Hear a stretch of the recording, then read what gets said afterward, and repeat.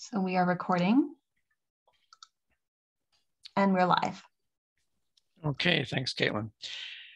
Good evening, everyone. Welcome to this virtual meeting of the Newburyport Historical Commission for Thursday, the 24th of February, 2022. I'll do a roll call of the board in just a moment, but I want to allow a minute or so for any board members that may have had to join as attendees to get logged in. I see I just got a text from Peter McNamee. He'll be with us in just a moment. So I'll give them a chance to join. So while we're doing that, there are some preliminaries I can cover. As per typical for these Zoom meetings, the commissioners will have their audio enabled, and then the applicants, obviously, when they're presenting. When I say applicant, I mean either the applicant, their attorney, architect, whomever is speaking for them. If we have a public hearing, and I expect to do that tonight, one member of the public at a time can be unmuted for the public hearing period. So what you need to do if you are attending as a member of the public and would like to make a comment, you raise your hand to be recognized using the controls in the Zoom application. So make sure you know where those are and how to do that. And when you're recognized, you will also need to unmute yourself on your device, whether it's your tablet or laptop or phone or whatever it is. If you're dialing in on a telephone, you can still participate. You would use *9 to raise or lower your hand, which is how we know you want to speak, and *6 to mute or unmute your microphone. So let's see who we've got here. If we're ready, I see Malcolm and Peter are here. Okay, I think we're ready to do a roll call. So let me go through. Malcolm Conweth, can you speak? And let's see if we can hear you okay. Yeah, I'm here. Okay, great, thank you.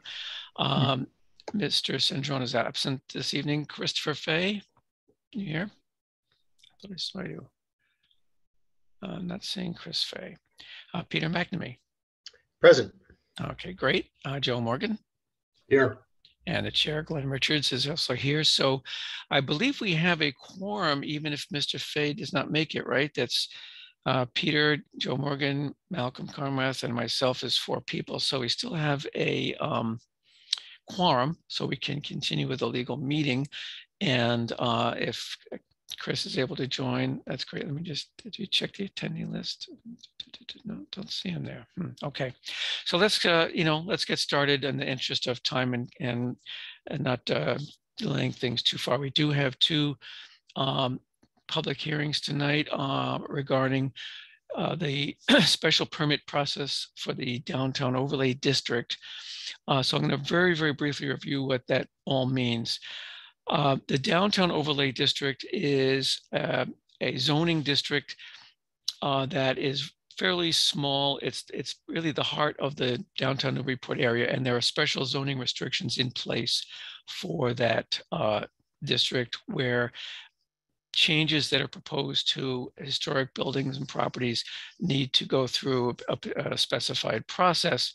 In the case of these properties that we'll be looking at tonight, 24 Center Street and the East Row condominium, it's a downtown overlay district special permit that is required for them to do the work they want to do.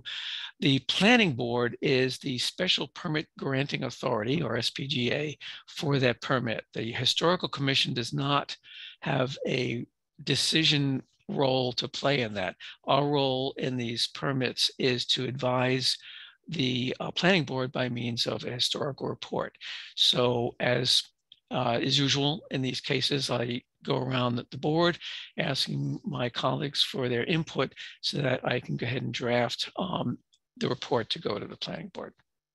All right, so that's the process. And and I see Mr. I thought I saw Chris. Yes, Christopher. Yeah, can we hear you, Chris? Yeah, I'm here. I just, okay. I don't want to interrupt. I just had trouble finding if maybe at the end I can ask to have the link resent for the meetings, because okay. I don't know what happened to it. Thank you. I will do so now. Okay, but you're in for now, so you're good for tonight, Chris. That was Christopher Fay. He's one of the commissioners, and he is on the board. And I'm hearing a little bit of an echo, so if you're not speaking, folks, you can always mute yourself locally. Okay, so let's move to the first advisory review here. This will be for 24 Center Street. I believe Lisa Mead will be speaking. She's the attorney for the applicant and Eileen Graff is the architect. So let's see, I think they are probably unmuted, right? Yep, they are. So Ms. Mead, do you wish to begin? Yes, thank you, Mr. Chair and members of the commission. Lisa Mead, Tellerman Costa, 30 Green Street in Newburyport, on behalf of Artisan Custom Homes Incorporated, who is the owner of 24 Center Street, the recent owner of 24 Center Street. With me this evening is Eileen Graff, who is the architect on the project. And we are here, as the chair suggested, for a downtown overlay district historic review. And just to go forward one more step, of course, the ordinance requires that the review be the following: that the commission provide its review of the significance of the historic building or structure proposed for demolition and the relative importance of such historic building or structure to the setting within the DCOD. Those are the two things that the report is supposed to focus on. And so with that, if you can go to the next slide, please. Okay, I think you said DCOD. I'm sure you meant I'm DOD. sorry, DOD. I apologize. DOD. So let's talk a little bit about the history of the structure. So as I noted earlier, the structure is at 24 Center Street, which is actually the corner of Middle and Center Street. And it is a brick structure with a wood clapboard addition on the back or side of it, depending on which street you're standing on. The date of the building, this is an interesting game here. The date of the building on the Form B is 1810. It's listed on the district data sheets as 1825. The assessor's records have it at 1874. And the structure appears in an 1851 map. So we know the map is probably the most accurate. I think the reason for the various dates on the other documents are that in 1871, there was a deed and there was no building represented in that deed. And then in 1904, through an estate sale, the deed refers to a building. And so I suspect that the assessor's records pick that up and assume that the building was built sometime after 1871 and before 1904. But indeed, we have a Sanborn map that shows it at 1851. So I think that I would rely on the map, obviously, the most, but sometime in the mid 1800s, this building was constructed. The property is improved with a brick structure, as I said, wood frame, 1.5-story addition on the, I'm going to call it the side because the longest frontage is Middle is Center Street. The petitioner proposes to remove and replace that wood frame structure with a 2-story wood frame addition with a smaller footprint. The structure is referred to as the Enoch Hughes House in the district data sheets. The Form B for the property suggests that Mr. Hughes may have been the structure's original owner, according to the Form B as of 1851. Mr. Hughes was a tobacconist with a shop at 41 Water Street and was present in the city earlier than this. In 1834, indicates he was a trustee of the First Methodist Episcopal Church in Newburyport.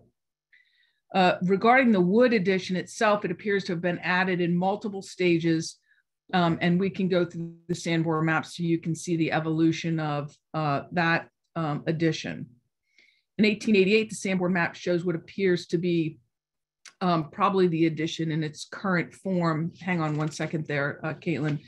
And then the subsequent maps appear to show the addition in the same form as the 1914 map as is today. The district data sheets describe the style of the structure as Federalist. However, the Form B gives a different characterization, stating that the building appears to be transitional from Federal to Greek styles. The main brick building is 2 stories with a gambrel roof. The gambrel roof was popular in Newburyport in the early 19th century. The doorway is Federal in style with a semi-elliptical fan light within the arch. That's in the brick structure. The keystone in the arch and the green-inspired window lintels are unusual features, according to the Form B, The gambrel roofs are also common features of structures within the Georgian architectural style. So it is apparent that the structure has elements of 3 distinct styles. Other alterations we're going to talk about in a minute. I'll go through the Form B here. So here you can see this is the 1851 map, and you do see there is a structure there at the corner of Middle and Center Street. That would be the original brick structure. So we do know that it existed, assuming this map is accurate, of course, in 1851. Next slide, please. And then in 1888, you see it on the Sanborn map, and then you see what became the original or the first wood frame addition on the back. Next, please. And again, it's a little bit different shape. That wood frame addition on the back, it seems to be more square now. Next slide, please. Same way in 1900, it continues to be a little more square. Next slide, please. And same way in 1906. Next slide, please. And then you can see it takes on a little different shape. It's a little bigger, it goes out where it does today, right at the property line in 1914. Next slide. And so here's today. I don't know if you can blow that site plan up just a little bit, Caitlin. You can see today that that wood frame structure, thank you, Caitlin, goes along the back, back a little more than half of the building, all the way over to both the sideline and, of course, to the rear property line as well. So the 1.5 to 2 story portion of that is in the corner closest to the brick frame structure, or the brick structure. And then the 1 story is the remainder of that addition. So in a second, we're going to go through some existing conditions photos, but some of the alterations that have occurred over the year in addition to this wood frame addition was a partial coating of masonry parging on the brick portion of the northern elevation of the structure. Several sections of the parging have fallen off. It's unclear whether this treatment was added, when this treatment was added, and there's no evidence of parging on the remainder of the building. The Form B also notes that major alterations occurred to the fenestrations of the building in the 20th century. And when you'll see this in a moment, the clearest example of these are the storefront windows on the Middle Street elevation, while all windows appear to have been replaced throughout the building, except possibly the attic level facing Middle Street, and with the wooden additions. Both doors are also replacements. And there are also invasive vines that cover significant areas on the brick portion of the structure that our client intends to remove. So if you could go to the next slide, please.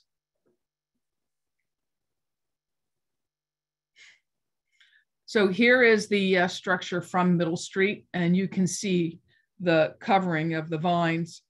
That tree that's to the right of this building, I believe we've already, the client's already taken that down. It was causing some significant damage. And so, but you can see the photo with the vines. Next slide.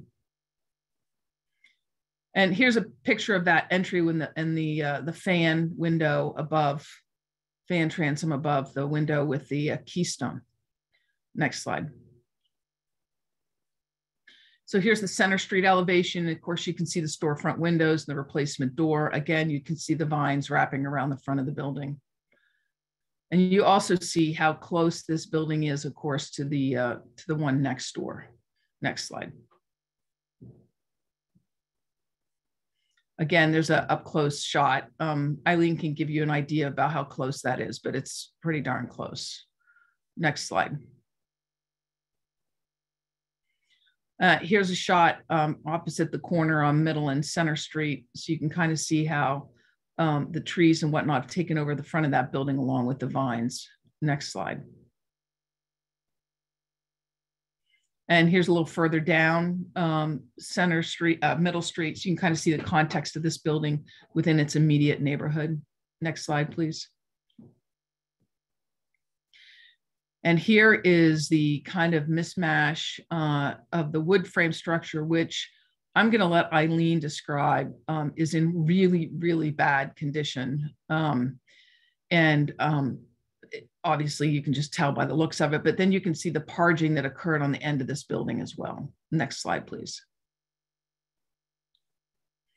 And again, here's a different view of the addition. Next slide. Here's the entryway to the back. Obviously the tree was right in front of this entryway door. Next slide, please. Here's the other door to the back, steps up. Next slide. I think the tree, and probably because it was so big, really, there's a lot of water damage that occurred to this addition. I'll let Eileen go into that, but you can see that it didn't really ever get any sunlight. Next slide, please. And here again are the vines that are all over the building, including the roof. Next slide. So I'm going to do a high overview of the proposal, and then I'm going to have Eileen get into the details. So the proposal is to remove this 1.5-story addition and replace it with a 2-story wood frame addition with a smaller footprint, as I noted. The addition is going to use wood clapboards and shingle cladding, 2/2 windows to match the existing structure and remain lower in height than the brick portion of the structure. The addition steps back and towards the interior of the property and is mostly only visible from the Center Street elevation. It certainly won't interfere with the brick facades prominent on the northern side of Middle Street. Restorative work will include the removal of the vines and pargent coating, restoring and repointing the brick facades, repairing the slate roof as needed, restoring, repainting the wooden cornice, window lintels, sills, fan light, and side lights. The chimney closest to Middle Street will be restored as needed, and the other will be rebuilt. Both will be parged and painted. So with that, if you could go to the site plan, please, and just blow it up a little bit. So you can see here now, as compared to what the addition was before, the footprint pulls off of both the rear and the side lot lines and is certainly more narrow in footprint than the existing addition today. And with that, I'm going to turn it over to Eileen as you go into the elevations. Thank you, Lisa.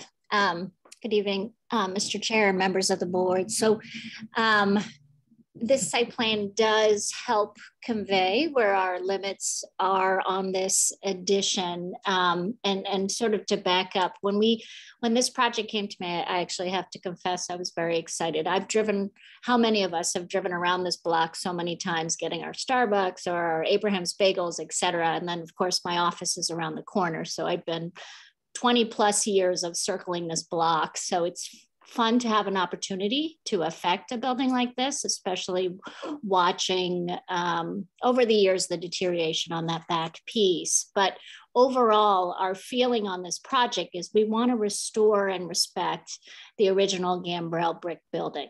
Love all the aspects of it, et cetera. But I'm going to first start on how we got to what we're proposing for the wooden piece and why we're in front of you, which is, you know, as you saw in the photos, much deterioration in the wooden structure. So when we analyzed what we wanted to replace it, we did look at the limits and the footprint. And some of the things that we wanted to do was actually peel it away from its boundaries, pull it from the property lines for various reasons.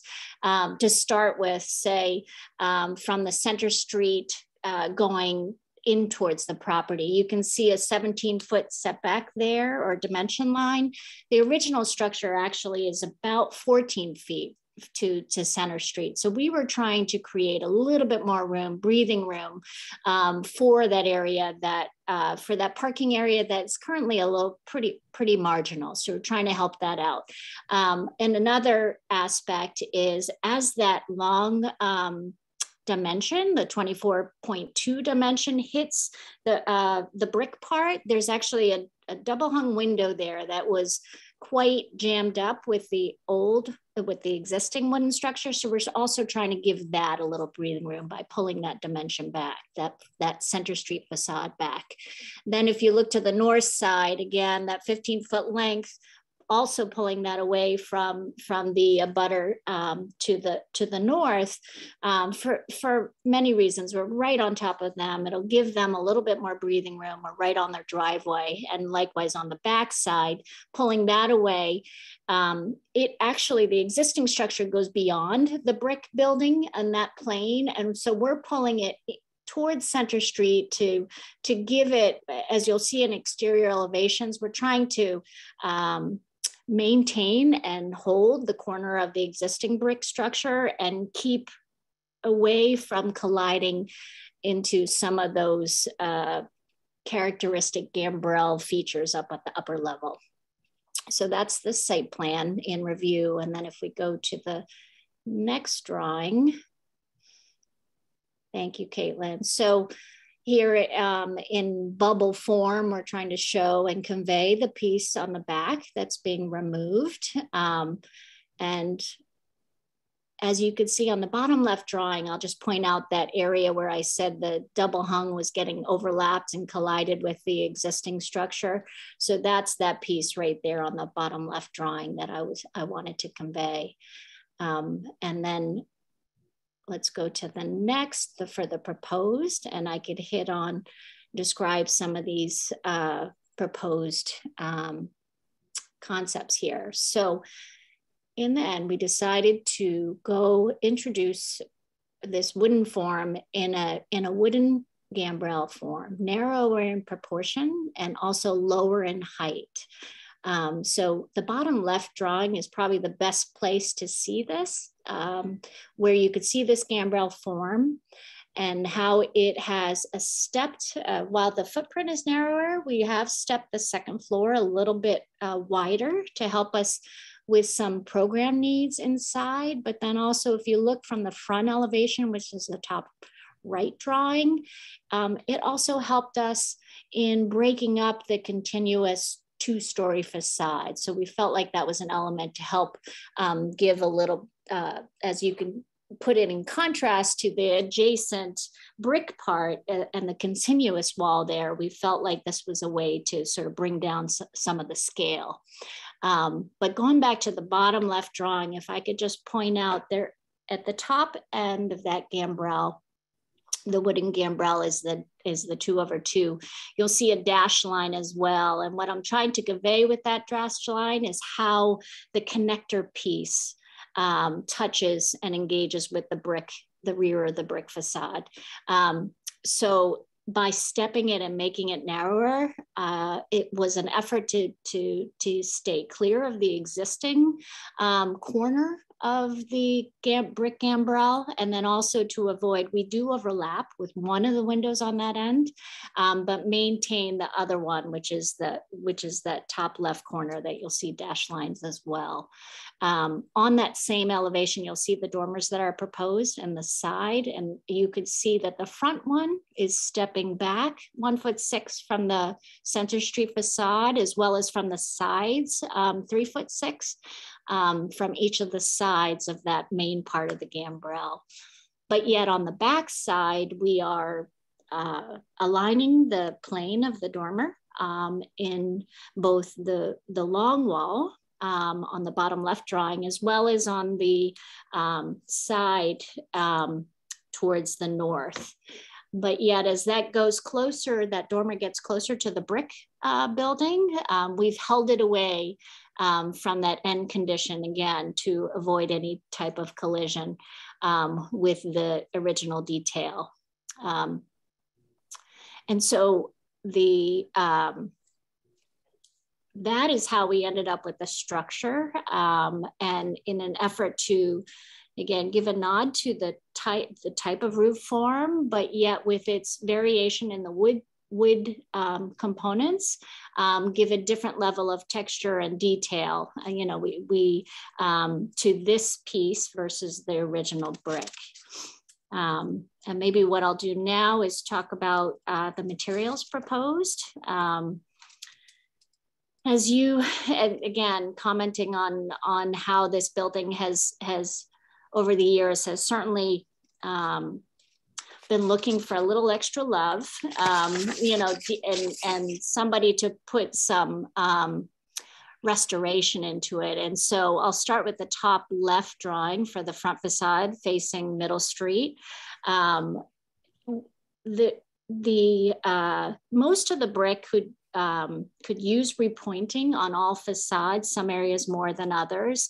As already mentioned, there's the parging on the rear. So we would like to remove that parging and then repoint and repair as needed underneath all that, just to restore the brick on all sides. Well, I'll say 3 sides, because as you saw in that photo, there is about maybe 9 inches between the 2 buildings there. So it's really a tough going to do any work in there. But so that would be pretty tough to do any kind of repair on that side. But certainly there might be some skinny workers that could fit in there.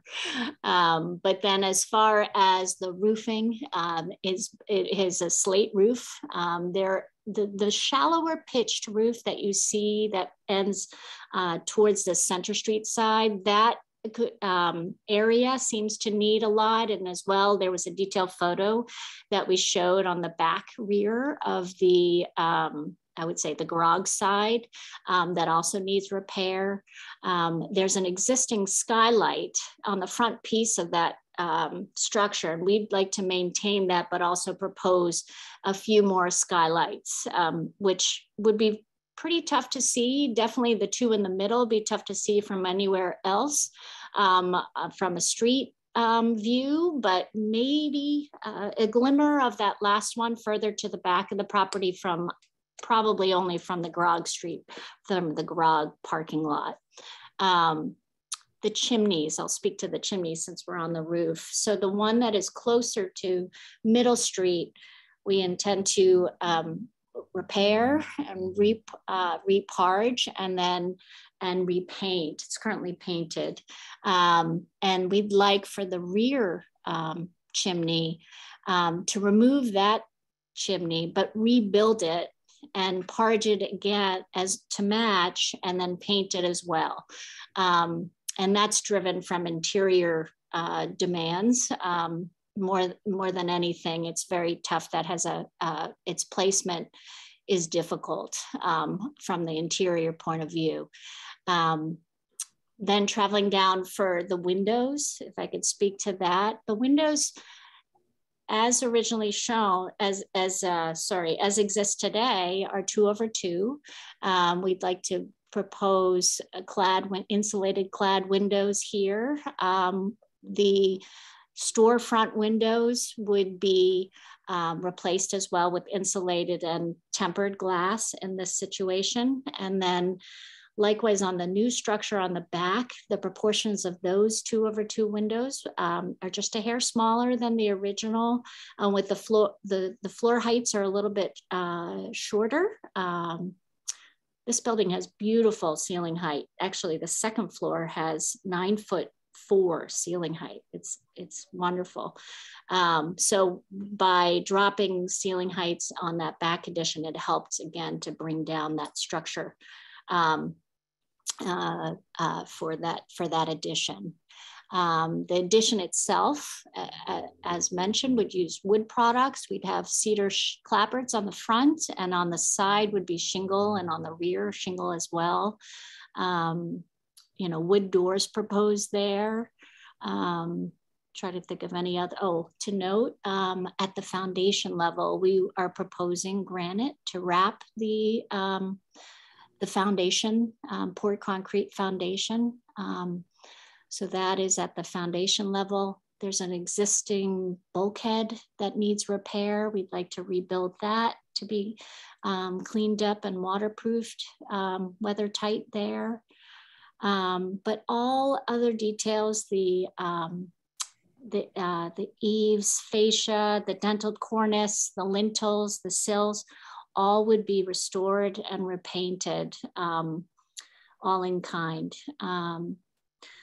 Trying to think if there's any other materials there, but in general, our feeling was that, clearly the brick structures are dominant in our downtown, most of them being 3-story, this one being 2.5. we felt that the wooden structure on the back at a 2.5 story of lower roof height would help, or maintain a secondary position to the original structure, and yet help support it by, there's many wooden structures that have been added to the brick structures in our neighborhood, in this neighborhood. So we felt that this seemed appropriate and in keeping with the scale, with the massing, with the texture of our neighborhood. And with that, I think that's, I've hit on everything, but if there are any questions, I'd be happy to answer them. So thank you, Eileen. Yes. Okay. I guess I can hold my question till later. We can go back. Yeah, to we're it. just about Yep. done, Mr. Richards. Yeah, go ahead. The next slide, please. So here's a rendering of the completed proposal from the most obvious side. That we wanted to make sure we gave you a rendering, obviously, where you could see the addition. If we did from Center Street, from Middle Street, you wouldn't be able to see it. So we've added that here. And to Eileen's point, could you go to the next slide, please? So she did notice already that the neighborhood has a number of additions that are actually interestingly wooden if you start walking around down there, and certainly even on Middle Street. So if you can go to the next slide, please. And so here's a view down Middle Street, just to give you some context. Next slide, please. And here we start, you see the back, again, here's the back of a property on Middle Street. You can see a dormer, you can see the wood framed addition. Next slide, please. And then this is the end of the structure right next door on Middle Street at the entrance to the Grog parking lot. And you can start to see on the left, a little bit of a wood frame addition that exists. That's both a single and 2-story addition. Next slide, please. And here it is again from the back side of it. So you can see the back of that addition. Next slide, please. And, oh, excuse me, here's the one from the Grog parking lot. That other one was from a different structure in the neighborhood. So here's the one that's on the end of this, this block at the Grog parking lot. Next slide, please.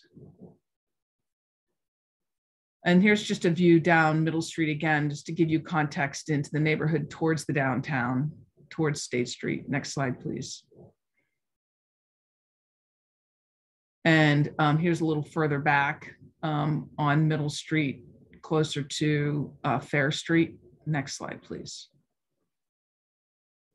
It's got a dormer in the roof of that structure. Next slide, please. Little peekaboo. That's the last slide. Right, right. Is that the last slide, Caitlin? Yes, last slide. So with that, Mr. Chair, we'd ask the board, we're happy to answer any questions to the board, but we think we've given the board enough information relative to the historic significance of this building in both the downtown and the importance of it in the setting of the DoD. Mm-hmm. Yep. Thank you, Attorney Mead. What I'll do is first see if other commissioners have any clarifying questions. I know I have one, and then we'll have a brief public comment period. Could you go back to slide 25, Caitlin, please? Is that the one?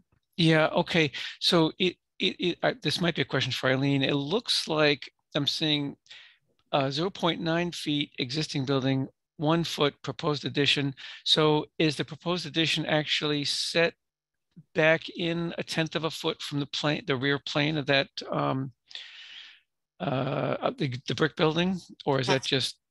No, that's correct, Mr. Chair. Yes. So it currently essentially sits on the property line. So we've pulled it back a foot to just stay inbound from the corner of the brick. Okay, so all right, so it gives a little bit better definition to that. You'd see that corner, and then the addition would kind of, it's only 1/10 of a foot, so it's that little over 1 inch maybe, but there'd be there is a little slight setback there. A slight reveal, that's okay. correct. Right, okay, that was my main question. All right, so Commissioners, anyone have a clarifying question before I open a public comment period? I don't see any hands or anything. Anyone either raise a hand or speak up? Yeah, go ahead, Peter. Back to me. Yeah, thank you, Chair. Just a quick question, Eileen. Something that you said regarding the chimney closer to the riverside of the building confused me. So that's being removed and rebuilt in place, correct? In the exact same proportion in place, yes. So, right. Yes. Yeah, that was it. It sounded as if you mentioned programming, so I was wondering whether or not it was moving closer to the other chimney or the end of the building. That was it. We're keeping it right in place. Okay. Yeah. Yes, I heard that too. Thanks, Peter. It sounded like you needed space inside, so maybe. I guess my assumption is that maybe it's not going to be a whole masonry system underneath it that might exist today or something like that, but that's not neither here nor there. Any other questions from the board? If not, we can open a brief public comment period. I would ask if you're a member of the public and would like to speak, please raise your hand to be recognized and we'll unmute you on our end. You'd also need to unmute yourself on your end. And so we'll open the public comment period, and I do see one hand there. Looks like Thomas Colterjohn. Looks like you've been, your mic has been opened up on our end. Go ahead, Tom. Hello, can you hear me? We can hear you. Hello, this is Tom Colterjohn, 64 Federal Street, co-president of the Newburyport Preservation Trust. My only comments are that I'm very pleased to see this building finally get some serious attention. The plans seem, from what I can tell, they certainly seem reasonable. They're pulled in from the edge of the building. They seem reasonable. The only question I had revolves around the same chimney above the roof. It appears as though you might need to, or you're intending to rebuild it. I assume it's rebuilding from the roof up or from wherever the mason indicates that it needs to be rebuilt and that it's a real chimney. But I wonder why you would want to either parge it or paint it after you're done with the nice new brick. I mean, eventually the other one will probably have to be done or work will have to be done. And so I'm just curious why you would want to parge it, maybe to match the other one, I don't know. But that's my only question. And so I'm glad to see the building get attention. Thank you. Thank you, Mr. Colterjohn. I don't see any other hands. I'll just give a few more seconds, see if anyone wants to say something. No, looks like the answer is no. So we will close the public comment period and turn to my board here for your questions and comments. I had a couple other questions I noted during the presentation, so I'll just start with those if I can be so assertive here. I think you answered my question. There was a slide, I think it was 15, that showed the masonry in pretty bad shape, but I think you answered that question, that the masonry, wherever you can reach it anyway, is going to be repointed, and maybe someone's going to get a trowel with a 15-foot handle or something to do that narrow section between this property and the one next door. Sorry, so that masonry is going to be clean and repointed. I assume that you are aware of the necessity or the requirements when dealing with historic masonry. I know there's a document on our website about that in terms of the requirements when dealing with the old, softer, more porous brick and more porous, softer mortar as well. So that's a concern there. Yeah, the windows. I may have missed this. This is a question for Eileen. In your talk, you talked about insulated clad windows. You're talking about just the addition, or are you planning on making any changes to windows in the brick building? I noticed, I went by there today. And in the plans, it only talks about the lintels and sills, doesn't say anything about the windows themselves, but they're not what I would call pristine. So I was wondering what the plan was with those. Yes, that's correct, actually. So, I'll talk about the facade that actually faces Middle Street to start with. So the very top gabled end window is what I think is the closest to some form of the original windows. It's a 6/6 currently, and that is the only one in the building, in the structure.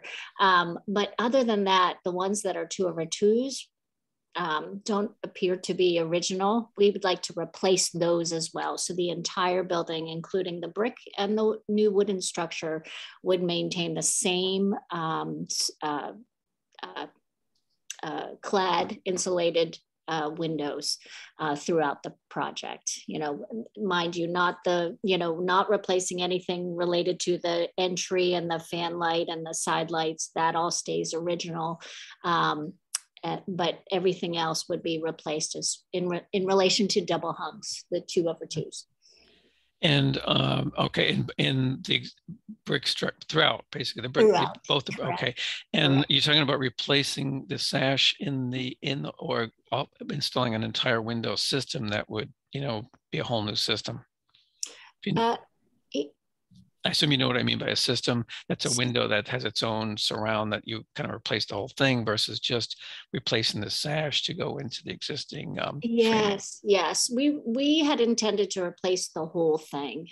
With the brick mold and such, it seemed cleaner. You're not pulling away in the same way as a wider wood casing. So I understand there's still a brick mold in there, but it's very minimal in its opening. So we had intended to replace the entire inset in the brick. There are some nice thick wooden sills that we want to maintain, and of course the wooden lintels. So the intent is to replace the unit, the sash, the frame around it to be as tight as possible to that brick opening. Okay, all right. Those are my questions. So my fellow commissioners, I will need to draft a advisory report for the planning board. So I like to just quickly go around and I'll take your comments as to anything that you feel is an important matter that that report should include. Just taking you in any random order, I see Christopher Fay's mic is unmuted already, so I'll call on you, Chris, to go ahead and start. No, I don't have any major concerns. Okay. So I think it's a good idea. Okay. I think it's going to look much better. So good job. Okay. That's fine, Chris. Joe Morgan, how about you? Yeah, I feel the same way. I think Graph Architects has done a good job. Okay, very good. Thank you, Joe. Malcolm, any thoughts or comments? Yeah, I think it looks like a great plan. I think we ought to say hallelujah and endorse it. Okay, and finally, Peter McNamee. I hate to repeat everybody else, but I will. And I'll go all the way back to Tom Coulter-John, because I've watched this building for years, and it's good to see something happen to it. Yeah. Something good happen to it. Yep. Well, I don't really disagree. I actually drove by there, walked, I should say, because I was on Liberty Street, and it's a one-way street. Center Street is there. But I walked up, there was some workmen there doing some interior work, but I did not go inside, but just looking around the outside, and I didn't realize how bad that addition is. I mean, it looks like it's about to fall in any minute. So I think I certainly echo the peoples who have said that it's well nigh overdue that this house gets the attention it deserves. And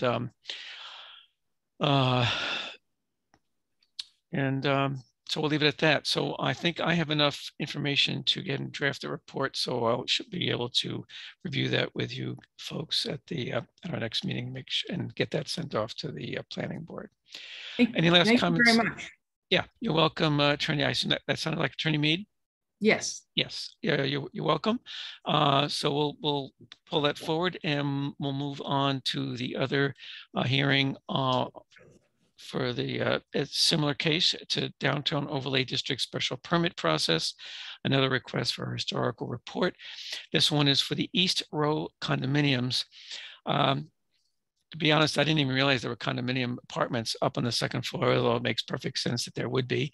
Anyway, those of you who are familiar with the town know this as that sort of curved building that if you were driving into Market Square along Merrimack Street, right, which is about to turn into Water Street, it's the building that's right smack in front of you.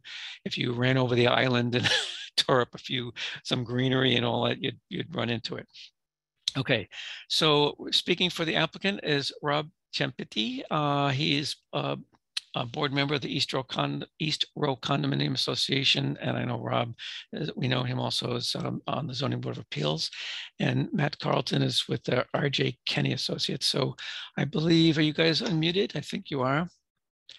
Yes. Good evening, Mr. Chair and members of the commission. My name is Rob Ciampitti, and it's a pleasure to be here this evening. And I haven't had yet the pleasure to be before you, but this is actually a wonderful sort of exercise / experiment to see the good work that you do in generating these advisory opinions. But I'm here this evening, and Mr. Chair, as you'd mentioned correctly, I have the pleasure of serving on the Board of Trustees at East Row Condominium Association, where, of course, I also own the unit of 11A, which is the home of Liberty Law and Title, my law firm. So I have the pleasure of being here before you this evening, not in any capacity as a board member or even as an attorney, but rather just as a member and trustee of the East Row Condominium Association. And before the commission this evening, and as you pointed out correctly, the East Row is essentially a crescent-shaped building that I'll go into in some detail in a moment, that dates back to 1811, built shortly after the Great Fire of 1811 I think, certainly familiar note to us all.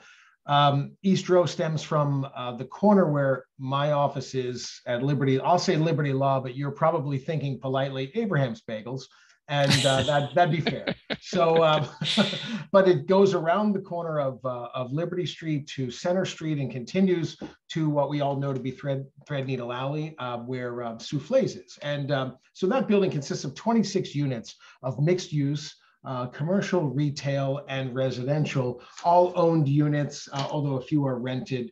So I am one of 3 members of the Board of Trustees here this evening. And we are seeking, on behalf of East Row Condominiums, an NHC advisory review under 27F of the Newburyport zoning ordinance, as we all well know, under the Downtown Overlay District or the DOD, where this is going to be, of course, the predicate to the special permit process, which will have us hopefully moving forward to the planning board. And what we're here this evening to do is we are seeking we're seeking review and advisory based on a request to do historic masonry repair work on 2 of the 5 parapet brick roof structures that punctuate the Water Street exposure. And this is under 27G historic masonry. Just to give you some historical background, the East Row condominium building itself is listed as a Federalist style, built in 1811, as I'd mentioned. And I'll go into in a moment our Form B. And as you mentioned, Mr. Chair, I also have with us this evening, Matt Carlton, who is the licensed architect with RJ Kenny and Associates. The stamp plans are part of our presentation in the deck I'll be going through in a moment. Though I'll go through an overview and presentation, all of the slides and all of the material. I'll, of course, at the end, I'd like to turn it over to Mr. Carlton to go into the more granular details of the execution, materials, material science, and process by which we hope and aspire to affect this, this needed water leak repair to historic roof structures. But we're essentially seeking to install a new brick veneer overcladding system onto the existing brick party walls above the roof level. And this is designed to remedy water leakage to at least one residential unit below, perhaps others. We we have, as a board, have endeavored methodically and incrementally the process of trying to figure out where these leaks are coming from. To give you some historical basis before I go into the details of our presentation, you may recall, and if you noticed or remember, in the what I call BC, before COVID, the days before COVID, there was a movie crew here from the Hallmark Channel filming a movie called A Ring for Christmas. And I remember this as the era during which East Row was doing a major capital improvement. And in fact, we spent nearly $800,000 as an association to do a long overdue generational project of roof repair, including repointing of all the parapet roofs, re-shingling down to the roof bed, every single of these separate incremental roofs, to hopefully chase down what had been a whack-a-mole exercise for about 30 years of chasing leaks one at a time. We would see a leak, we would find a leak, we would chase a leak. This certainly predates my tenure as an owner and as a member of the board, but it was well known here in our board that this was sort of the pro forma. We finally endeavored to try to fix it all. We did so with a major capital improvement. And if you remember that period, it was when our building was scaffolded. I only know that by time because I was reminded by folks in City Hall that said, hey, the movie crew's upset that they showed up here and this whole building scaffolded. But be that as it may, that was a period of time during which we did a major this major capital improvement. Unbeknownst to us at the time, though, we had repointed all of these parapets, veneered all of these parapets, and waterproofed those parapets. It wasn't until we had almost hermetically resealed the roof of each and every one of these incremental roofs that we discovered, that there was still a leak. Though we had ruled out by the process of elimination where it wasn't coming from. What we were left with was these, there are 2 or 3 parapets in particular that we believe through extensive water testing, and I believe the commission has the water test reports from R.J. Kenny. We did methodical, delayed, and prolonged water testing to allow the bricks sort of absorption coefficient to reveal itself to our experts, our engineering and architectural and water hydrology experts, to tell us where these leaks may be coming from. The net of those reports that you have before you show with a reasonable degree of certainty to us that the leaks are coming from these 2 parapets, as well as additional leaks that are coming from the rear stucco. And so what we seek this evening is the advisory review as part of our DOD permit application to do careful and thoughtful, historically sensitive repair to those parapets. And with that, I'd like to just move through the slides that we have, that you have as well. There's 19 of them.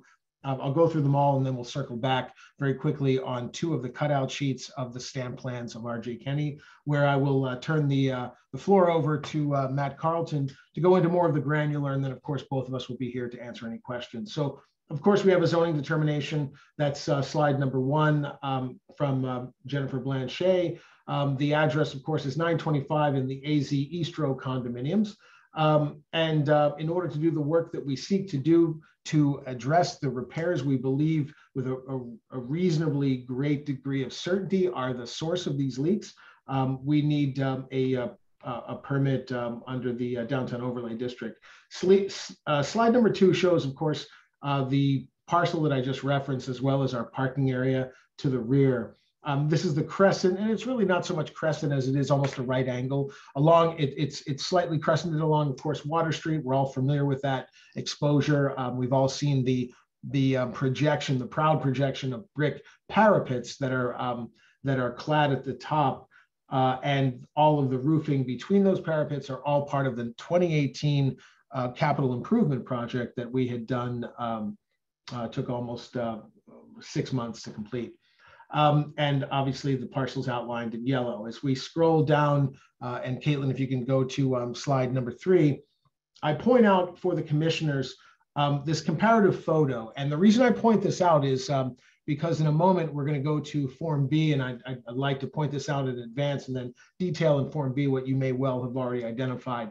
If you look at this photo at the top, it's the black and white photo. It shows these iterative roofs, which are more seamlessly and cohesively aligned, both linearly and vertically in the lower photo as a result of a renovation in the late 1970s, according to Form B. At the top photo, however, we know this is the late 1960s, and the reason we know that, if we didn't believe the date on the photo, would simply be by identifying the garage front multi-lighted garage doors. And if you look to the right of the photo, you'll see a vertical sign that says garage. But if we didn't even have that, we would know that this was the era during which this was a gas station. It was before the urban renewal project. And so I point out the parapets, which are period at that point to what was more likely to be the original existing conditions, show not a projection brick parapet, but rather a very low profile parapet that is neither brick nor projected, but rather simply step flashed. And you can make that out even with, with the naked eye looking at this black and white, sort of monochromatic photo. You can see the highs and lows of the reflection of the step flashing, and there is no brick. It is completely step flashed and then over cap flashed. It appears, as is consistent with Form B, which we'll get to in a moment, that the lower photo shows the after late 1970 work, during which it appears the renovators of that era sought to resemble the 19th century aesthetic of the separated fire stop, building code post 1811 style of architecture. And it was appropriate certainly at the time, but that all of these brick parapets are, we would call it later period brick, built to resemble the period.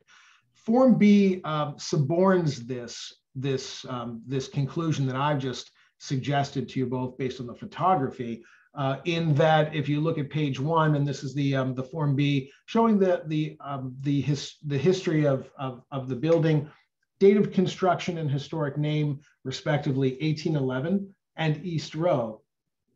And if you scroll down on slide number 4, and Caitlin, if you can just stay on this slide for me for a moment, you'll see 3/4 of the way down, major alterations with dates, late 1970s, rehab of building, including new storefronts, windows, and stepped gable parapets. This is sort of the smoking gun, if you'll forgive the characterization, that I believe aligns with the photography and suggests that what we seek to adapt and restore is in fact not period brick, but later period brick, for what it's worth. And it's just part of the architectural, I believe, heritage for the benefit of the commissioners. If we move to slide 5, this is page 2 of Form B. East Row, as you may well know, and if you don't, I'll just give you the high points. It's 6 storefronts reflecting various periods of construction. This spans between 14 and 21 Market Square, and then rolls around, as we saw from the photography, onto Liberty Street. The windows on the upper 2 stories, for the most part, are 6/6 and splayed stone lintels. The 2 Palladian-style openings on the 2nd floor that face Water Street are circa 1970, according to the Form B, and are part of the additions, which we believe are also part of the parapet projection additions. Near the center of the building, above the 2nd floor opening, is where we have the evidence of the building's history, and it shows a sandstone keystone above the door, which is inscribed 1811. And this is solid basis for the historical narrative. The building, of course, known as East Row, 14 to 22 Market Square, was constructed shortly after the fire of 1811, which destroyed most of the timber structure, and was erected by Abraham Perkins. And this is based on, again, our Form B. I won't belabor sort of the rest of the Form B because I know that the commissioners have it before them. But as we scroll through, and Caitlin, if you would go to slide 7, if you could, please. This is the inventory. And again, it's a consistent photo that's earlier in period, of course, to what we saw. And in this photo, you can see, though faintly, we're looking across what's now the bullnose of Market Square. But we're looking at projection of some of these rightmost parapets. And it appears that the rightmost parapet, before you transition along the corner to move from Water Street to Liberty Street, you can see that these were originally two separate structures. That parapet is more in line with what we see today. The parapet's to its left, moving easterly along Water Street. You'll see that those are consistent lower step flashed, top clad parapets that are not brick at all. As we scroll through the rest of the Form B, it gives us, of course, not surprising architectural and historical heritage of the building, and as well as the predicate for what is our scope of work. If I could ask Caitlin, if you could go to slide 11. This is the facing page of page or sheet A001 of Eastro Limited Masonry Repairs. Our management company, Harvest Properties of 9 Liberty Street, Newburyport. I'm sorry, they're actually of Pleasant Street. I think that's just the address that was used for the drawings. This is a stamp plan by R.J. Kenny and Associates, stamped by Massachusetts licensed architect Matthew Carlton, who is with me this evening, and who to whom I will turn over the floor in a moment to go into the granular of the call out details, the execution, and as well as the materials and delivery. If you go and look at what we seek to do and what we're asking this commission's advisory review to the planning board for, it is a limited roof masonry repair to attempt to hopefully generationally stall any additional water infiltration. What appears to be happening, and this is where I will feign my own amateur ignorance on these matters, though I aspire to be a student of this material. You are all more versed in this than I. But brick, even brick from the late 1970s, like all materials of its sort, it is porous, and therefore it has an absorption coefficient, and that erodes and degrades over time. We, during our 2018 renovation, which was extensive, repointed all of this brick and also sealed it, though that was expected to be a fix with a shelf life. And it appears clearly that we have we endeavored to seal all of those leaks, but that shelf life was imperfect. And so this is the more perfect endeavor of solution, which is to overclad this porous brick. This brick serves as a bit of a candle wick, and it absorbs even in spite of the repointing, and it just simply absorbs the water. The water finds its way inside of the waif. And in a moment, I'll tell you what kind of investigative research we are in possession of that I want to share with you. As part of our due diligence, it was a methodical and some might argue slow, and perhaps even too slow, methodical process to try to figure out through the process of elimination exactly what was happening with this, this 1811 era building, so that we knew what we had and knew what we needed to do. So if you look to slide 12 of 19, and Caitlin, if you can scroll forward. Hey, I was going to say, okay, never mind. I was just going to ask you to point out which petitions were the ones, yeah. but this slide answers my question, yeah. So you're good to go. My pleasure, Chair Richard. So slide 12 of 14 identifies in red dash which partitions, the 2 partitions that are the source based on water testing, and I believe the commission has our water test report, which is extensive by Matthew Carlton and R.J. Kenny. These 2 partitions are the 2 partitions from Water Street spanning across the peak of the roof and then down the other side to the elevation that faces the rear parking lot on both partitions. It will be a full overcladding with step flashing and the preservation of the top cladding, so as to create a very thin veneer of brick designed to match the aesthetic and materials, so as to cure what was an imperfect construction at the time. And just also define and we're going to circle back in a moment to A100, A101, and A102, as well as A103 with Matt Carlton in a moment. But for now, I'm just going to overview these for the commission. But you'll see that there's 3 areas identified. 2 are the roof parapets that face Water Street. And the 3rd area is actually the rear stucco. We endeavor to, during this project, also chase down another leaking area completely unrelated to the unit the units below the Water Street facade, but rather this impacts some of the one or two of the Liberty Street units, and it's also absorption and migration of water through degraded stucco. So while we have the masonry experts there, we seek to also attempt to cure that in the same fit and finish and technical manner. So if we go to the next slide, if we could, Caitlin. Slide 13 shows the cross section. Upper left, you'll see party wall number 4. There are 2 parapets that are both north and south views. Party wall 4, parapet 4, you'll see the north and south cross section views. Then you'll go to the bottom left and right, party wall 5, north and south views. And Matt Carlton in a moment will go into detail for you on what the material execution and repair delivery process will be. And then of course, in the next slide, slide 14 of 19, Caitlin, if you could progress to the next one, thank you. This red dashed line shows the extent of the stucco work, and it identifies what is existing stucco, which will be removed and exculpated back to base and then reinstalled in a way that will hopefully give us generational staying power. And water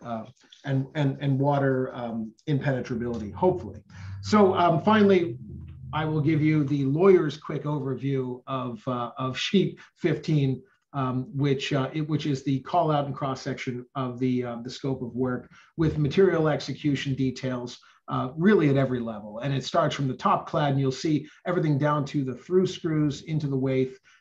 And down to the pointing and the flashing and counter flashing, and exactly how this will be executed, I will defer to my colleague and the expert whom our board has retained to help us do this in the best possible best practice, and that's Matt Carlton in a moment.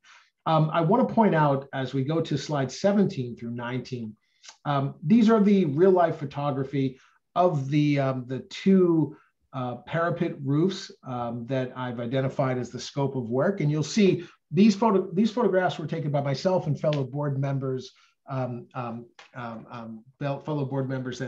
stood on the rear deck and helped us try to photograph these, so you can see, if nothing else, a comparative visual sightline of not only the brick that we, of course, believe from Form B and other sources to be late 1970s projection addition.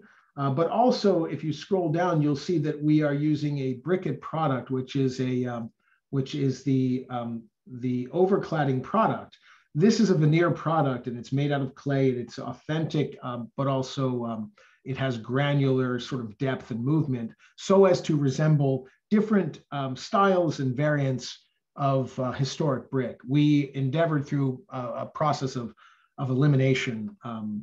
And of course, this is the aesthetic eye, subject to the differences of different folks. But we believe the brick that you're seeing held up at slide 19 of 19 shows the relative comparison of what we believe to be the closest match, and certainly the most aesthetically sensitive match. This will be an overclad process. And the reason, just to give you the quick overview of what we seek and why we seek it, this will be an overclad process that is thin in veneer, so as to be nearly indistinguishable in terms of caliber extension of the actual parapet extensions. And so if the question before the commission, as would be reasonable, is, hey, will we notice a couple of fat parapets against the backdrop of some regular skinny parapets? The answer is we've thought of that and endeavored to be very sensitive so that you don't. This will be nearly indistinguishable, and unless you go up very close and take measurements, it'll be almost impossible, if not nearly impossible, to distinguish it. And that's by intention. We did an examination, almost a forensic examination, by extracting and excavating out several bricks. Matt Carlton did that work as part of the water testing work, because we wanted to try to find out what is inside of the waith. What was inside that was causing the absorption to wick down into the interior spaces of the units below? We didn't guess, and we didn't make a reasonable, educated guess. We simply did the excavation work by removing 2 or 3 separate bricks and examined the space inside the wave. And what we found, not surprising for its period, was that there was no interior counter flashing at all. It was rubble filled with broken brick. It was an excavation that led us to discover, inside of each of these waves was just simply open. So with that sort of incremental and methodical and very careful, though time labored process, we worked our way as scientifically, methodically as we could to try to make sure that we use best practices to find out where these leaks were coming from and why, so that what we endeavored to do and spend dearly to do was not a quick fix and was not further whack-a-mole effort, which had punctuated the 30 years of the past leak and fix process of our building, but rather was generationally curative to what we hope is going to now be finally and at long last in line with the aesthetic and spirit of what we spent as an association of owners to cure and fix each of these iterative roofs in 2018, so that finally, and again at long last, these separate brick parapets put in the late 1970s met the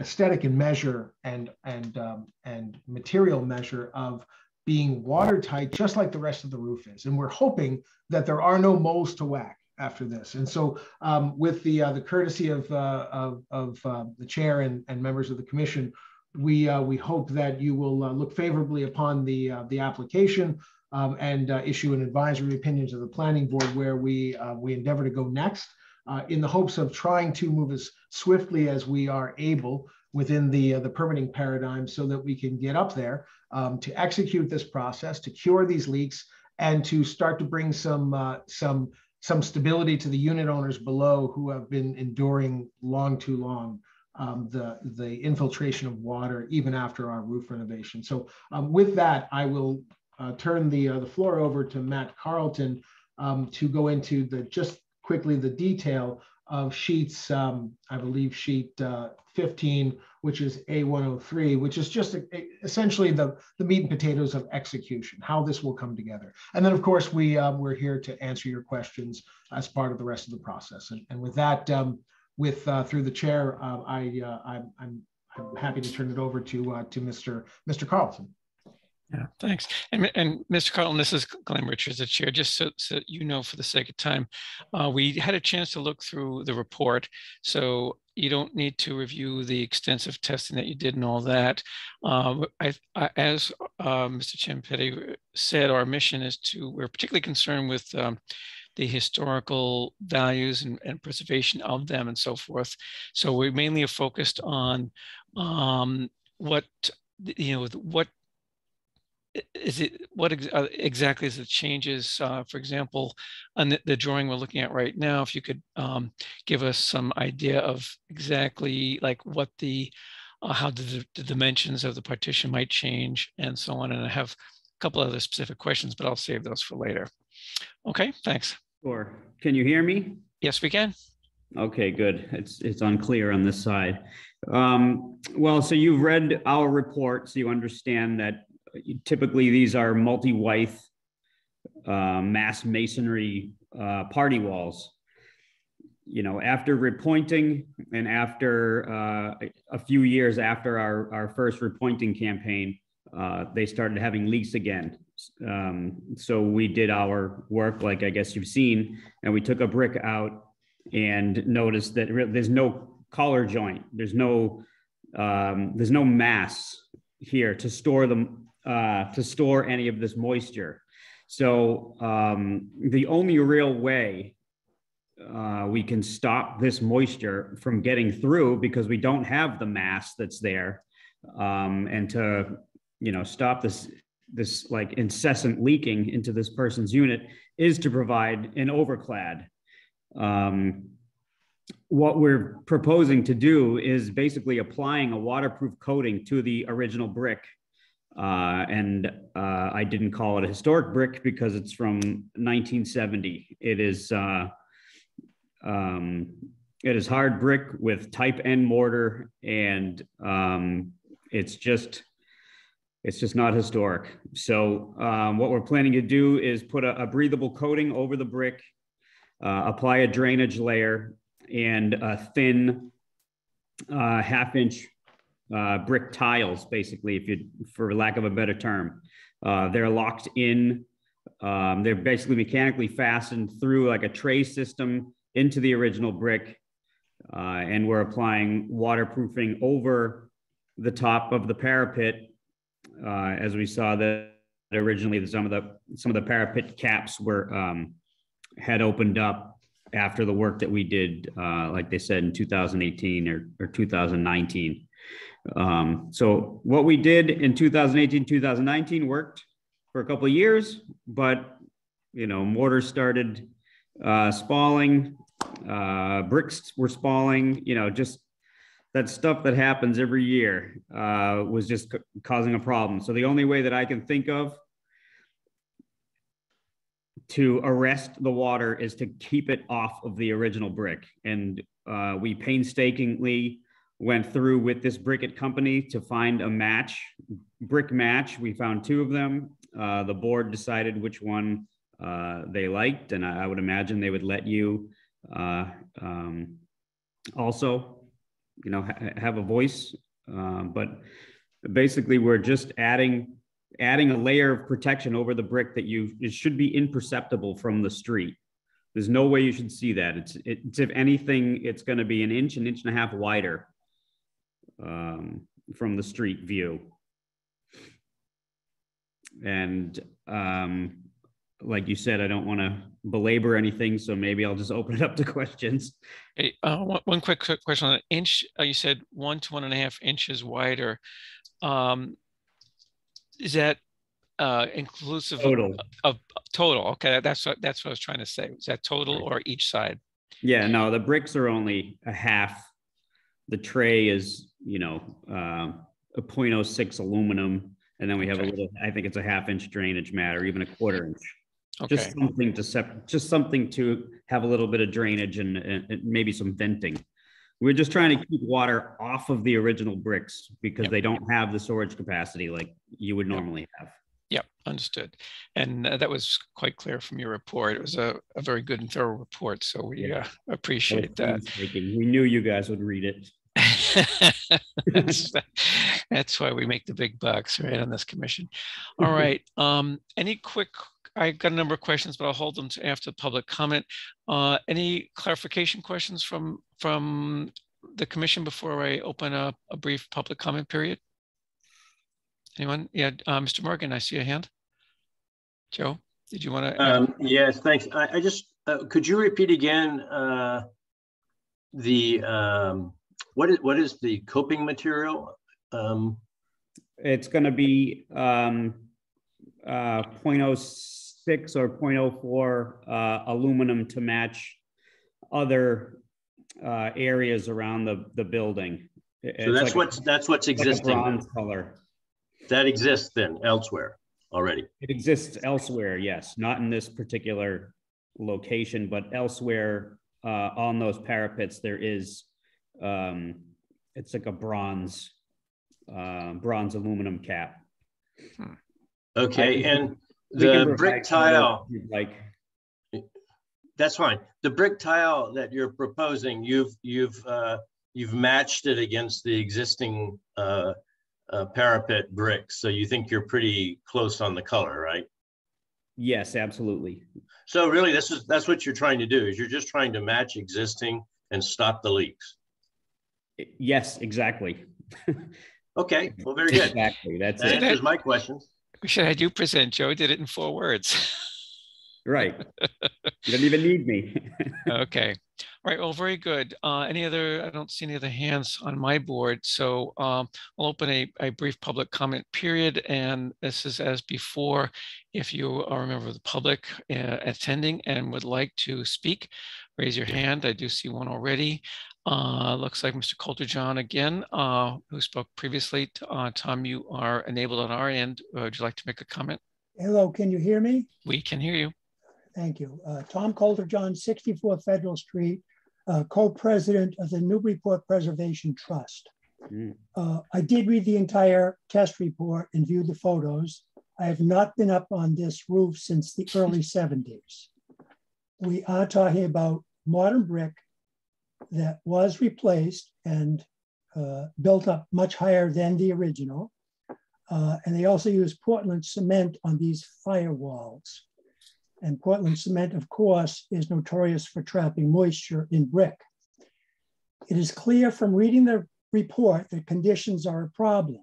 Test 3 says the flashing buckled and the mortar is cracked. Test 6 says the pointing mortar was spalled, creating a void. The brick surface on test 9 was cracking. With conditions like that, it is certainly understandable why it leaks. Flashing is an issue along the entire firewall. It's been referred to as a parapet. I call it a firewall because that's what it was. There seemed to be layer after layer of caulking along the flashing, and we all know caulking never lasts. But my main concern is what they did to the brick to get that length of straight flashing. Please correct me if I'm wrong, but that looks like they took a saw and cut a groove for the flashing along the entire whole length of the firewall. So if that groove for the flashing is compromised any place, then it becomes a little highway for water. I've personally never seen flashing installed this way last for very long without leaking. There's always a leak in flashing that it is installed this way. The traditional method of step flashing has stood the test of time, and it enables you to pinpoint better any leaking. Clearly, this firewall has issues of various kinds, many of which have been pointed out by the R.J. Kenny report. My concern is the proposed solution. It seems like simply covering the problem and not resolving the basic problems. Visually, the current firewall looks beautiful from a distance. Putting a thin veneer of fake brick over the real brick, I think would look awful. It's hard to imagine that this solution would last. I would love to see this problem solved permanently, but I don't think this is the best solution. I am glad to see the stucco go in the rear of the building, because they put on the stucco thinking that would solve their problem, and it didn't. So I hope they don't put the stucco back, but those are my comments. I hope they solve the problem. Thank you very much. Okay, thank you, Mr. Coulter-John. I don't see any other hands, so I'll just allow a few seconds, see if anyone raises one. Not seeing any, so I will officially close that public comment period. And I've got a few questions that I've noted during my review of the report and just during the presentation this evening. So I want to go ahead and ask those. And I know I'm kind of leaping ahead of my fellow commissioners, but maybe I'll anticipate some of your questions as well. Now, for Mr. Carlton, I know you weren't there that day when they rebuilt what was a fairly low, well, there was a parapet type firewall, I think, on that last partition there towards, I believe that's Mill Street, I think, or is it Liberty Street? At Liberty, I think. At any rate, the last one towards the south, and the others were those low walls that were basically looked like they just were, completely covered with some sort of flashing type of material, as Rob pointed out in his talk. What I want to know is there any that Wythe middle interior section being rubble, which is obviously clearly a problem, does that all the way down, or is it safe to assume that that is only from the roof line up, and the firewall is properly built below, but was improperly built from the roof up when they did the urban renewal work in the 70s? Again, I know you weren't there that day, as I said, but did your investigations indicate whether that was the case. That's a good question. We surmise that from the roof up contains that rubble work, and anything below it is a multi-withe party wall because of how the structure, the roof structure, right. the rafters of the roof structure, or beams, I guess, beam pocket, they're pocketed into, you know, the innermost withe. Right. And when water was coming in, water was coming out of the beam pocket. So we imagined that a true party wall exists, firewall, party wall exists within the living space, but that this extension, I guess, of it above, which seems to be more of like a decorative fun thing up there. It only seems to be a problem in this one area. And I think this one unit above with the, you know, the two party walls, this has had a history of having a different roof system up there. It was the garage that extended up. You could see in those earlier photos, there was some kind of other strange roofing system up there. So I think it was just, we were just left with this weird hodgepodge, and we eventually found it. Okay, and most of my other questions have already been answered, and through as we went along. And one other question that I think maybe for Rob is, were there any alternatives looked at, such as going back to the original design, like ditching that whole stepped parapet thing, having just the low wall, which could be more better, you know, it'd be better, easier to flash properly with, you know, overlapping flashing and so forth, or the either stepped or just, you know, it could be, I don't know what they used. They might have used lead, which would easily, you know, wrap around the whole thing or whatever. But you see what I'm saying? Was there any consideration of a solution like that versus this overlay cladding solution? Thank you, Chair Richards. And it's a good question. And I can tell you that we had deliberated and belabored over other alternatives. This is certainly not an easy alternative by any means. We examined many. We would chase down each path that appeared to be a path toward a solution, only to find dead ends. The problem with that proposal is that rather than it be a curative overclad process to two offending, to use Mr. Coulter-John's descriptor, firewalls / parapets, we would rather be beholden to undo and redo all of the parapets. It's an extensive process that's just, not only is it beyond us from a timeline standpoint, because keep in mind, while this remains undone, and we certainly want to share with no, you know, with no punctuation, but rather just share because it's a fact that there is an urgency. If you were to ask those that live underneath, every day and week that goes by, water migrates and you know, and infiltrates their living space. We're duty bound to, of course, try to find the most practical and applicable solution that has the least risk of unknown and error. Here, by overcladding the existing parapet, we don't have to touch and we don't have to offend the existing firewalls throughout the rest of the building to match. And this is the material science of this is well vetted. We believe in it. We have done we believe a very thorough, if not granular, job to examine this, and so we believe this to be a solution that's generational. And worst case scenario, we may have to chase the other parapets with the same process, but at least we're now on the mend. We've done quite a bit of work on the roof renovation of 2017-18. This is sort of the final act of a very long drama. We hope that we can solve it in this way with these two parapets, and in success, we will now have a pro forma for attacking any other offending parapet. So we've checked it out. We think this is the right move. Yep. Okay. And last question, I promise. Caitlin, could you go to slide 13? Want to make sure I understand this. Okay, so you've outlined in red the work area.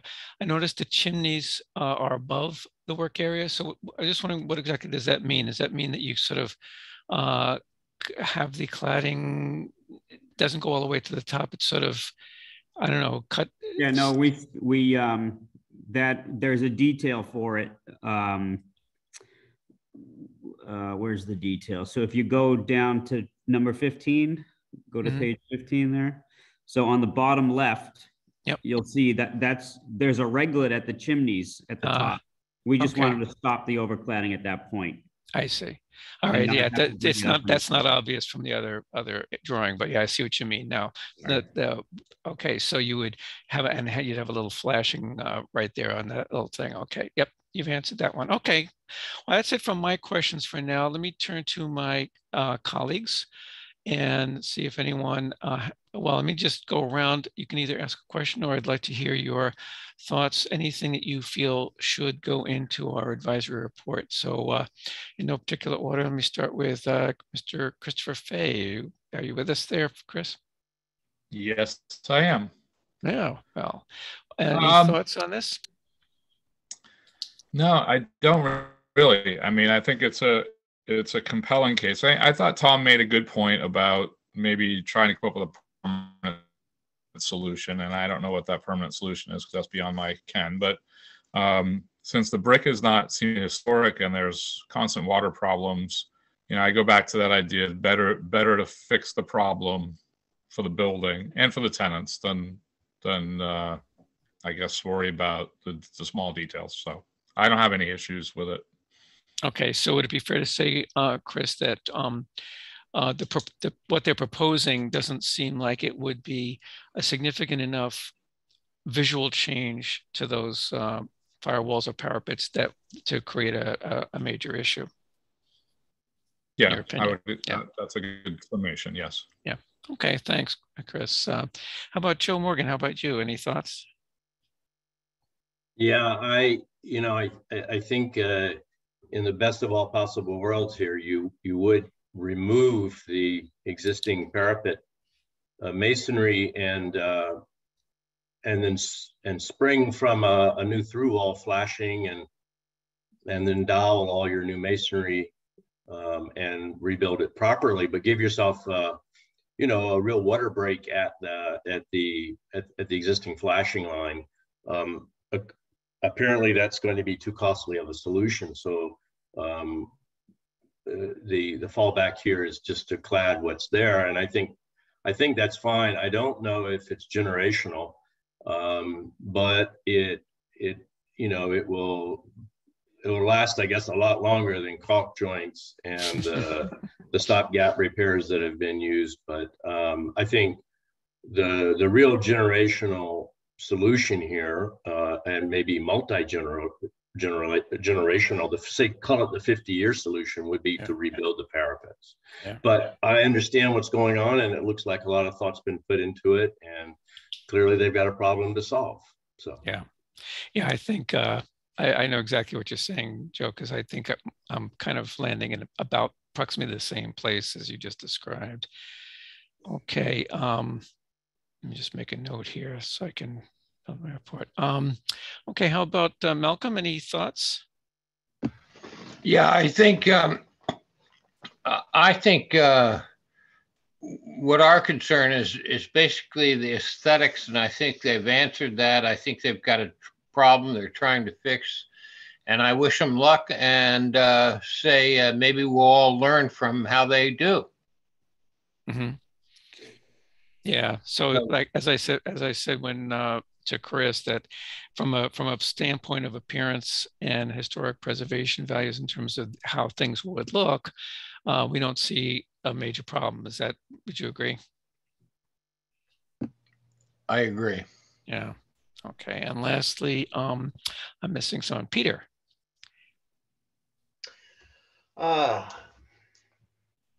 From the perspective of the appearance, I have no issue either, and there's really nothing that Joe Morgan said that I would not repeat. So I would prefer, Mr. Coulter-John's comments about the flashing being a temporary solution are bothersome, but if this is going to give some relief immediately, I think it's looks like a good solution. Okay. Yep. All right. Very good. Okay. Well, that I think that gives me a good feel for where you all stand, and so, and I'm essentially in the same place. I think Joe put it very well. In an ideal world, rebuilding those petitions, from the solid base that we assume is probably there. I think I'd be very surprised if that, because that's kind of I would be just shocked if they didn't have, correctly built masonry petition walls below the roof line. But anyway, we just rebuild the top part. But I certainly understand that the time constraints as well as the cost constraints, and that you are trying to be sensitive to the at least keep preventing it from looking like something nasty has gone on there. And most, I think you're probably right that most observers would probably not even notice the difference. Okay, well, if you don't have any other closing comments from either you, Rob, or Andrew, we move on otherwise? We certainly close our comments and thank the commissioners and you, Mr. Chair, for your time and patience. Well, you're quite welcome. Thank you for coming in, and very good. So we should have a draft of that for our next meeting, and we can move that on to the planning board, so you guys can keep that ball rolling. Thank you very much. Thank you very much, Mr. Chairman, and members of the commission. Thank you for your attention and your consideration this evening. Have a good evening. Thank you. This is Matt Carlton. Thank you. Okay, thank you, Matt. Sorry, I called you Andrew before. Maybe I was thinking of this other Andrew. This is under general business or updates from the chair. Well, I'll just do this real quick and then we'll approve the minutes. Just FYI, we did have an applicant throw his hat into the ring, the proverbial ring, for membership to the Newburyport Historical Commission.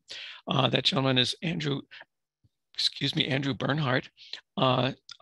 You will eventually get to meet him, I hope. He is just in the very beginning phases of the process. I believe he's met briefly with the new mayor, and he's kind of working, his application is working his way through that process. Obviously, it's got to be approved by the city council and all that, but I hope that you will have a chance to meet Andrew in the not too distant future. So that's some good news on the commission. That's about all I really have for me. We have approval of the minutes from January 27th, I believe it is. We didn't have a meeting. The early February meeting was canceled. Now, Chris Ferry, you were, I believe you were absent at that meeting, right? So you're going to abstain on the minute votes, but is there a motion to approve the minutes from January 27th? Someone moving to approve the minutes? I'll make that motion. This is Peter. Okay, thanks, Peter. And I'll second it. This is Joe. Okay, thank you, Joe. Okay, Malcolm, your vote on approving the minutes? Approve. Okay, Peter McNamee? Yes. Okay, Joe Morgan? Yes. Yep, and the chair is yes. And my thanks to our note taker, Gretchen. She did a very good job. I know I don't know if maybe it's my imagination, seemed to be more detailed than usual on that. It was appreciated. Good, nice job. I think the only thing remaining is, well, I have a note here, updates from the chair, preservation mass. I didn't talk about that. Updates from the chair phase part 2. I attended a meeting, it was yesterday, I believe, at noon. It was meet the new board chair of an organization called Preservation Massachusetts. This is a private organization, not state funded, not an official organization, but they do basically help both private individuals and organizations throughout the state of Massachusetts with preservation matters. So I'm just starting to get more familiar with them, what they do, and I'm hoping that they may be a useful resource to us when we might need an opinion or help with something or other. So look for more to come on that. If you're interested in finding out more about it, you can, they have a website. Again, Preservation Massachusetts is their name. Okay, the only thing that remains now is a motion to adjourn tonight's meeting. Is there such a motion? I motion we adjourn. I heard Chris first. Okay, so Christopher Fay made the motion, and did someone seconding that? Yes, this is Joe. Okay, thanks, Joe. Okay, Malcolm, vote to adjourn. Yes. Oh, thank you. Christopher Fay. Yes. Okay, Joe Morgan. Yes. Okay, Peter McNamee. Yes. Okay, and the chair concurs. So that brings an end to tonight's meeting of the Historical Commission. So thank you all for coming and sharing your thoughts and opinions and attention. And I wish you all good night. Have a good night. Good night, everybody. Good night. Yep, good night.